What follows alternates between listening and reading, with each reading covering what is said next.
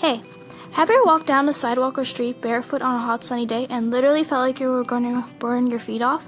Well, did you know that hot pavement can affect the environment? How, you might ask? Well, it's because of a thing called thermal pollution. What's thermal pollution? Well, before you can know about thermal pollution, you need to know about a thing called stormwater runoff. What's runoff? Glad you asked. Stormwater runoff is that water you see dribbling off roofs, passing by sidewalks, and flowing down streets during or after a rainstorm. But runoff does not just take water with it. It can take trash, toxins, chemicals, and any other harmful pollutants that are laying on the street as it passes by. This polluted water will eventually go into a storm drain that will bring that water straight into our lakes, oceans, and streams, polluting them in the process. But what does this all have to do with thermal pollution?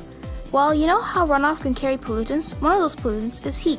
When the sun shines on surfaces like roofs, streets, and sidewalks, the surface heats up.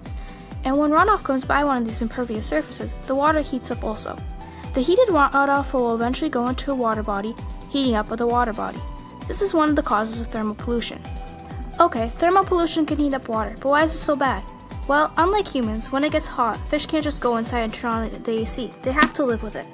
All aquatic animals have a preferred water temperature that they have evolved to live in. And when that water temperature suddenly changes, it can have a lot of negative effects. For one, when it gets too warm in a water body, some types of aquatic animals will migrate to other places. Sometimes a whole species will suddenly be gone from a water body, and that can cause a big disruption in the food chain. Also, a lot of organisms can't migrate, and they won't survive if the water gets warm all of a sudden. Another way warm water affects the environment is algae blooms. Algae benefits from warm water, and when thermal pollution kicks in and warms the water in a water body, it can cause big algae blooms. Algae can produce harmful toxins that can cause illness and kill the aquatic life that live there. Algae blooms can also cause dead zones, which are sections of water where there is no dissolved oxygen, so nothing can live there. No fish, no plants, no nothing. And a lot of the time, the toxins that algae produces can be dangerous to humans too. They can cause rashes, stomach or liver illness, respiratory problems, and sometimes death. Wow, I did not know that thermal pollution can have that bad of effect on the environment. How can I help?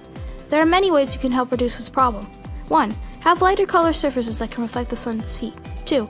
Reduce impervious surfaces by reducing the surface area of your driveway or sidewalk, or use different sidewalk or driveway materials. 3. You can also plant trees near roofs and driveways to bring shade to them and keep the surfaces cool. You can also keep rain off impervious surfaces in the first place. That way it won't be able to pick up pollutants on its way to the storm drain. You can do this by 1. Having rain gardens, 2. Getting rain barrels, or plant more shrubs and bushes to absorb the water before it can do any damage. So do your part, tell others about it, and together we can make the world a better place.